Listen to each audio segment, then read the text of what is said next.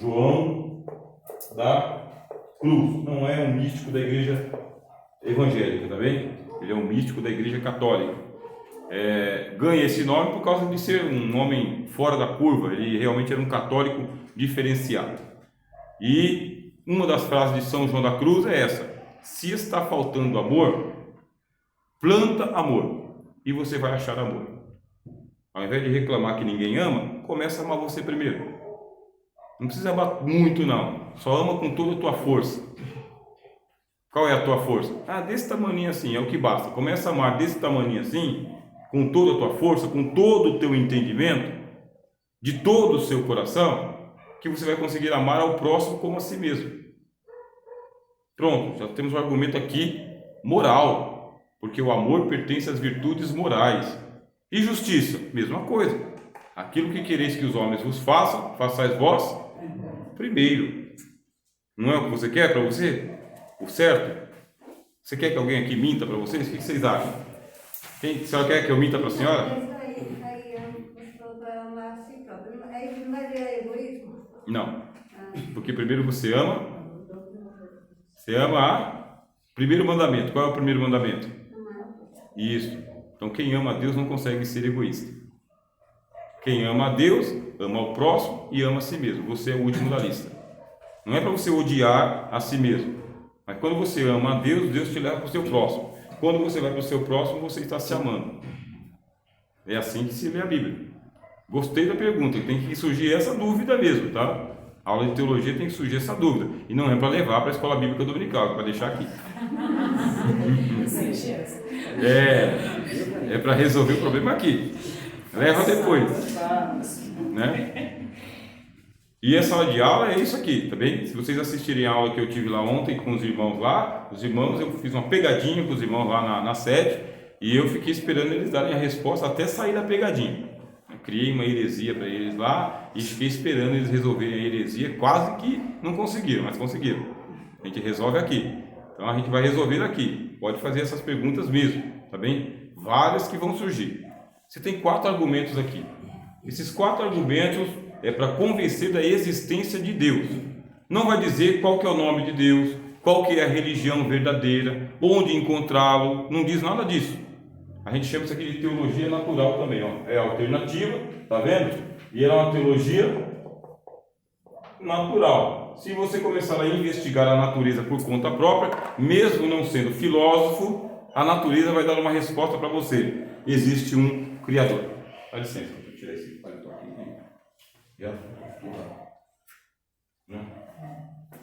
Então a teologia natural é para aquela pessoa que ela não é filósofo, não leu a Bíblia, mas quer crer. E quem quer crer acaba crendo. E quem não quer crer, depois do 4º argumento, que a pessoa já investigou, ela tem 4 argumentos. Se ela não crê ainda, aí ela é ateu. Ela não crê nos argumentos. Ela não se deixou vencer. Ela foi vencida pelo ateísmo. Por quê? Para cada argumento que existe um contra-argumento. A pessoa não quer crer. Então quem não quer crer, ela não volta. É ateu. E aí você vai ter aquele ateu que ele vai usar todos os argumentos que eu acabei de apresentar para vocês aqui e vai colocar um contra-argumento em cima disso daí para você, para poder dizer: agora me responde. Agora você me responde. No meu caso, eu não respondo nada.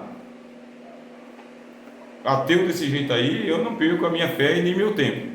Então, eu não tenho paciência. Ele não quer crer. Ele já anulou a Bíblia. E agora ele está anulando a filosofia. Então, você vai ter que deixar ele por conta própria, tá bem? Conta própria. Muitos irmãos aí que tentaram vencer os ateus foram vencidos. Foram levados embora e perderam a fé também, por esquentar a mão na fogueira do inimigo, negaram Jesus. E depois que você perde a fé, difícil voltar. Difícil. Perguntas, irmãos? Qual a diferença do apostatado para o ateu? Do apóstata? É. O apóstata, ele abandona alguns princípios. Então ele não abandona por completo, ele não vai embora. Ele fica. Ele só não crê em tudo. Por exemplo, você pode apostatar da Bíblia, mas ele continua na igreja, tem sua família que vem aqui, você tem um cargo na igreja, alguém é remunerado, né? Você tem outras razões que não é a fé. Aí é que tem uma oportunidade de vez em quando, prega para a galera, né? O pessoal fala bem de você, e você só apostatou de algumas doutrinas e não da fé inteira. Já o ateu não, quer saber de estar no ambiente religioso, ele não gosta, ele não aguenta. O ateu não suporta o ambiente religioso, é tudo fanatismo isso daqui. Isso aqui é fanatismo, isso aqui é um desperdício de material para o ateu. Você ficar falando isso aqui é argumento de criança para ele. Eu estou falando de ateu convicto, tá bem? Então a gente pode ter bastante apóstatas na igreja que deixaram de seguir algumas doutrinas, mas não deixa a igreja porque a instituição é boa. Mas, deixa eu pegar a água aqui. Fala, meu amigo. Está observando? Mais, irmãos? Convencido? Próximo ponto? Acho que vocês programaram algum café, não foi? Programou? Então, Eu tenho uma pergunta. Tá na cara dela. Na verdade, é só um negócio ali. Isso que o senhor falou do apostatar a fé. Na minha cabeça, no meu entendimento, apostatar da fé é quando você saía do cristianismo. tem alguém aqui, irmão? Não. É porque senão fica saindo tudo na gravação depois. Então, na minha cabeça, tipo, quando você apostatava da fé, você saía, digamos assim, do seu...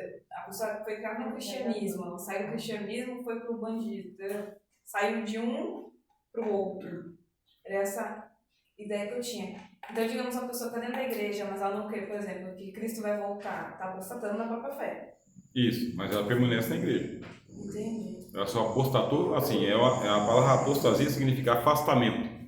Então ela vai se afastando da ortodoxia, vai se afastando das doutrinas, mas não se afasta da instituição. Alguns, lógico, vão apostatar e vão cometer esse ato aí que é chamado de sacrilégio, né? Quando você sai daqui, da igreja, e você começa a praticar outra religião que é contrária à fé cristã, chama-se sacrilégio.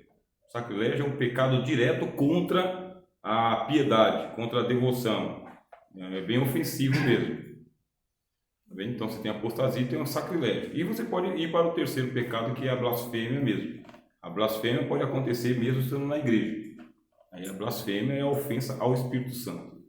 Blasfêmia em palavras, tá? A blasfêmia sempre acontece em palavras, não é uma atitude. É uma palavra. Tem que proferir a maldição contra o Espírito Santo. Aí cometeu a blasfêmia. E quando chegar a martiologia, a gente vai falar mais ainda dos pecadões e dos pecadinhos que existem. Sobre os nomes de Deus, tá? Sobre os nomes de Deus, tem as aulas, a aula que eu ministrei ontem na sede, e aí eu não vou repetir para vocês aqui, eu recomendo que vocês assistam as aulas, tá bem? Cada vídeo tem 26 minutos, aí você pega lá 26 minutos por dia, você vai assistir um pouquinho sobre os nomes de Deus, porque assim a gente consegue ir para os atributos de Deus. Página 42. A gente não tem nenhum apagador aí, meu irmão? O senhor sabe se tem? Os atributos de Deus.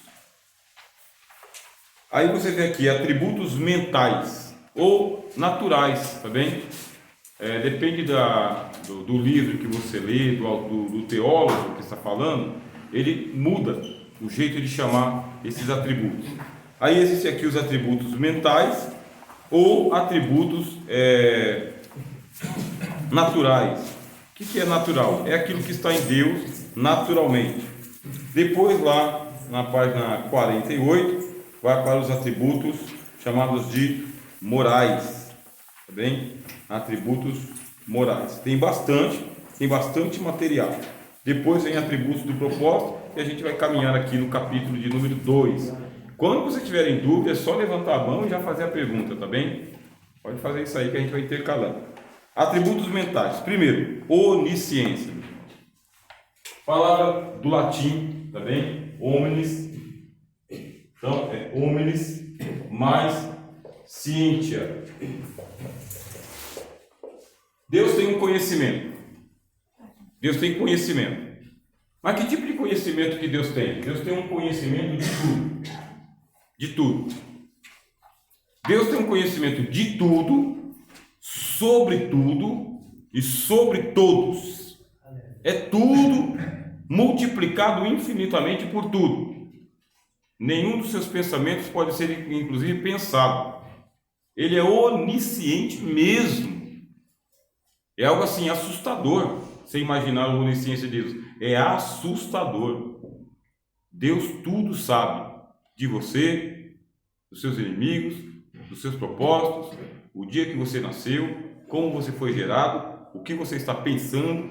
Jesus disse: Deus sabe o que vocês necessitam antes de vocês pedirem. Por isso, na hora que você se colocar lá no seu quarto para orar para Deus, não precisa convencer Deus. Não precisa. Não tente convencer Deus. Não tente argumentar com Deus. Não tente. Na outra turma de teologia, eu tinha um rapaz, aluno nosso, que fazia uma temporada que ele estava fazendo um pedido para Deus. Aí ele ficava lá horas argumentando com Deus para ver se Deus abria uma porta de emprego para ele. Mostrando que se Deus desse a porta de emprego, o que queria fazer, deixar de fazer, o quanto que ele era necessitado, pobre, morava sozinho, dependia de si só, pagava aluguel, ficava argumentando com Deus e não recebia nada. A porta não abria de jeito nenhum. Aí participou de uma aula de teologia. E na aula de teologia eu falei o seguinte: irmão, no dia que você começar a argumentar com Deus, é porque você não crê. O argumento é para quem não crê. Você tem que convencer. Então nem você crê, então você fica argumentando. E Deus não crê na sua oração, porque você não crê. Então a partir de hoje você não argumenta mais. Você chega, pede, Deus protocola e espera. Ponto. Aí ele estava lá e ficou escandalizado na aula. Ele ficou escandalizado porque ele está acostumado a orar daquele jeito e ora daquele jeito a vida toda, né? Convence a Deus, irmão, faz voto, propósito, promessa, né? Que promessa que você quer fazer para Deus? Ir de joelho daqui até a Aparecida do Norte? Então vai, tenta a sorte. Não foi isso que o Senhor da oração ensinou. Pedir, dar-se-vos-á, buscai, encontrareis, batei, abre-se-vos-á, porque o que pede, recebe, o que busca, encontra, e ao que bate, se abre. Então não há argumento. Aí ele foi para casa, naquela noite ele falou: Senhor, eu cansei de argumentar, eu peço para o Senhor me dar uma porta de emprego, boa noite. Foi dormir. Eu desensinei o irmão a orar bastante, misericórdia. Porque o mito diz que mais oração, mais poder, menos oração, menos poder, nenhuma oração, nenhum poder. Não é o que o mito diz? Quem ora mais chega mais rápido em cima? Jesus disse: não é por muito falar que o homem será ouvido. Tu, quando orares, fecha a porta que está atrás de ti, e vós orareis assim. Aí Jesus ensina a oração. Querem contar aí quantos segundos demora a oração que Jesus ensinou? Pai nosso que estás nos céus, santificado seja teu nome. Venha a nós o teu reino, seja feita a sua vontade, assim na terra como nos céus. O pão nosso de cada dia dá-nos hoje. Perdoa nossas dívidas, assim como nós perdoamos aos nossos devedores. Não nos deixes cair em tentação, mas livra-nos do mal, porque teu é o reino, o poder e a glória para sempre. Amém. 19. Isso é absurdo. Isso é absurdo. Até porque ele fala, né? Não, quando nas orações não usar de vãs repetições. Isso. É aquilo que nós estamos falando. Se eu creio que ele é poderoso, por que eu vou ficar insistindo aqui? Cala a porta. Você não pediu? Exato. Então, depois do amém, vai dormir. Vai dormir. Ah, mas eu aprendi que a gente tem que chorar bastante. Então eu quero que vocês me mostrem um texto onde Jesus manda você chorar para você ser ouvido. Não, ele diz: bem-aventurados os que choram porque eles serão, mas não disse que você tem que chorar para ser ouvido. Mas eu ouvi na pregação, é porque fica bonito na pregação. Não, você tem que chorar não, você tem que ter fé. Porque tudo quando você pedir em oração crendo, recebereis. Pronto, meus irmãos. É assim que aprende. Jesus fala: porque Deus já sabe o que necessitais antes de lhe pedirdes. Antes. Isso é esmagador. Quando ele chega para o profeta Jeremias, ele fala: antes que você nascesse, antes, Deus conhecia o Jeremias. Antes. E o salmista fala: os meus ossos eram informes no ventre da minha mãe e tu já me conhecias. Isso é onisciência. Essa onisciência é para aumentar a minha fé e diminuir a minha incredulidade de que nós não estamos lidando com um Deus aqui que ele é um ignorante, que não sabe. Ele sabe e sabe melhor e sabe muito, e sabe tudo, tudo sobre todos. Aí você pode falar, bom, se Deus já sabe, então por que eu tenho que pedir? Se Deus já sabe, você tem que pedir porque ele mandou você pedir. É fácil assim. Fácil assim. Pedir, dar-se-vos-á. Qual de vós, sendo maus, vai dar uma cobra para o seu filho se ele te pedir um ovo? Ninguém, né? Quanto mais o Pai Celestial também dará boas coisas ao que lhe pedirem. Até agora nada pedistes em meu nome. Podem pedir. Jesus falou, podem pedir. Assim como ele mandou pedir, mesmo que ele seja onisciente, não está no automático, meus irmãos. A onisciência de Deus não significa funcionar no automático. No livro de Romanos está escrito assim, aos que dantes conheceu antes, aí Deus vai ter um relacionamento, também os predestinou. E aos que predestinou, também chamou. E aos que chamou, justificou. E aos que justificou, glorificou. Conheceu antes e colocou o processo em andamento. Quer dizer, a onisciência não é para as coisas funcionarem no automático, é um conhecimento sobre tudo, sobre como fazer, o que não fazer, sobre tudo. Até o Senhor Jesus, que é participante da onisciência de Deus, ele orou, não foi? Senhor, Pai, né? Pai, se for possível, passa de mim esse cálice. Se até o Cristo orou, quanto mais nós, né? Devemos orar também e pedir e deixar Deus ciente através das orações quais são as nossas petições. Deixa ciente. E quando for orar, fala em bom português para Deus. Fale em bom português, tá bem? Limpa a maquiagem e lá seja você mesmo. Pode falar, minha irmã. Sobre o jejum. O que tem? Jejum, assim. O que é o certo? Como que é? O que acrescenta o jejum? É isso, exatamente. Não acrescenta nada. Jejum não acrescenta nada. Jesus ele falou do jejum assim. Você, quando você for jejuar, não é? Sabe? Jejua. Quando for jejuar, você não pode ficar com essa cara de fome, de tristeza, de tenha dó de mim. Senhor, tenha dó de mim que eu estou com o estômago vazio. Vai comer. Lava o rosto. Vai na cabeleireira. Passa um produto no cabelo. Põe a melhor roupa para não aparecer aos homens que você jejua. E Deus que vê em secreto te recompensará o seu jejum. Só isso Jesus falou. De tão importante que é. Aí a segunda vez que ele falou sobre jejum foi quando foi expulsar um demônio. Foi expulsar um demônio, os discípulos não puderam expulsar o demônio. Aí perguntaram para Jesus, Senhor, por que não podemos expulsar o demônio? Aí Jesus explicou, por causa da vossa pouca fé. Vocês não tiveram fé para expulsar o demônio. Agora, essa caça de demônio não sai, senão por oração e jejum. Então são as duas vezes que ele falou sobre o jejum. Na terceira vez que ele falou sobre o jejum foi para o jejum do hipócrita, do fariseu. Senhor, não sou como os demais homens, jejuo 2 vezes por dia, mas não adiantava nada.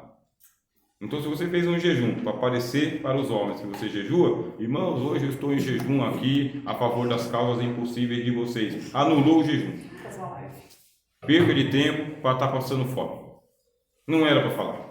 Falou, perdeu a recompensa. Serve de nada. Se for também para poder ser melhor do que os outros, melhor do que esse publicano miserável aqui, perdeu também o seu tempo fazendo o jejum. Tem que fazer com alegria, com satisfação, e quando fizer, que só Deus te recompense. Espera Deus te recompensar. Se reclamar porque Deus não te recompensou, perdeu a bênção de novo. É melhor ir ali e comer uma coxinha. É um sacrifício. O apóstolo Paulo fala que o exercício corporal para pouco se aproveita. Exercício corporal é essa abstinência, tá? Agora o Isaías fala de um jejum que a gente tem que fazer. Isaías fala que nós temos que fazer o jejum da injustiça. Nenhum de nós pode ser injusto. Nenhum de nós pode compactuar com a injustiça, com o erro. Tem que fazer o jejum de não sermos injustos. Temos que fazer a justiça, o bem, o que é certo. Este é o jejum que agrada a Deus. Está no livro de Isaías, Antigo Testamento. Bom, obrigado pela pergunta. Onisciência. Deus tudo sabe. Tudo sabe. E não é monótono, né? Porque Deus, quando vem conversar com você, ele dá uma de que não sabe de nada. Estava andando no caminho de Emaús, ressuscitado. Jesus tem um humor extraordinário. Eu não vejo a hora de ver Jesus e falar, Senhor, que humor bom que o Senhor tem, né? Jesus era muito bem-humorado. Você está andando com dois homens e o que vocês dois estão falando entre vocês aí? Você é um estrangeiro, peregrino, não sabe de nada que aconteceu em Jerusalém? O que foi que aconteceu em Jerusalém? Então, aconteceu aqui o assassinato aqui de Jesus, a gente pensou que ele era o grande profeta e não se cumpriu as escrituras. Aí Jesus, que já sabia, só puxou conversa. Depois abriu a Bíblia para eles, ficou com eles e só no final que descobriram que era Jesus. É o bom humor. Filhos, tem alguma coisa aí que comer? Jesus já sabia que eles não tinham. Não, Senhor, pescamos a noite toda e não pegamos nada. Então lança para a direita. Para que serve a onisciência de Deus? Para nos orientar qual que é o caminho que a gente tem que andar e qual que é a doutrina que a gente tem que crer e como que Ele vai falar conosco na nossa ignorância. Teve mais um pregador, tá bem? Que eu li também, que é o Antônio Vieira, tá? Padre Antônio Vieira. Antônio Vieira. Tem outros autores que são protestantes, depois eu vou falando para vocês, tá? Mas aos poucos eu vou falando aqui de vários autores também. O Padre Antônio Vieira, ele escreveu um sermão, que é um sermão sobre o amor de Jesus. Aí ele falou que a diferença entre o amor de Jesus e o nosso amor, que a gente já vai entrar daqui a pouco nos atributos morais de Deus, a diferença entre o amor de Deus, o amor de Jesus e o nosso amor é que Jesus ama conhecendo. Jesus ama, bem sabe o que há no homem. Então Jesus tem motivos para não amar nenhum de nós aqui. Ele bem sabe o que há em cada um de nós aqui. Se você pegar a lista do apóstolo Paulo em Romanos capítulo 1 e você começar a ler o tipo de pessoa que você é, dá nojo. Dá nojo. Romanos capítulo 1. Cheio de toda impureza, malícia, arrogante, prepotente, injusto, detrator, traidor, inimigo dos homens. Tem um monte de defeitos. E Jesus ama você sabendo quem você é. Então Jesus ama sabendo. E nós? Nós amamos não sabendo quem Ele é. O que eu faço agora vocês não sabem, vão saber depois. Então a gente ama na ignorância. Nosso amor é o amor de uma criança que ama o pai e a mãe porque a gente está sendo criado com eles. Amor ignorante. E Jesus não, Ele tem um amor perfeito porque Ele ama você sabendo quem você é. Mesmo sabendo quem você é, assim como os amou desde o começo, os amou até o fim. Não mudou nada. Não mudou nada o fato de Pedro ter negado ele, o Tiago e João querer que o fogo caia do céu e consumisse os samaritanos, ficassem brigando Tiago e João para se assentar à direita e à esquerda de Jesus, querer vender o perfume ali por 300 dinheiro. Não mudou nada. Esse aí é o amor de Deus. E por quê? Eles amam com a sua onisciência. Ele sabe bem o que está fazendo. Tá bem? Aí nós vamos para o outro atributo. Tá bem? O outro atributo coloca aqui sabedoria, página 45.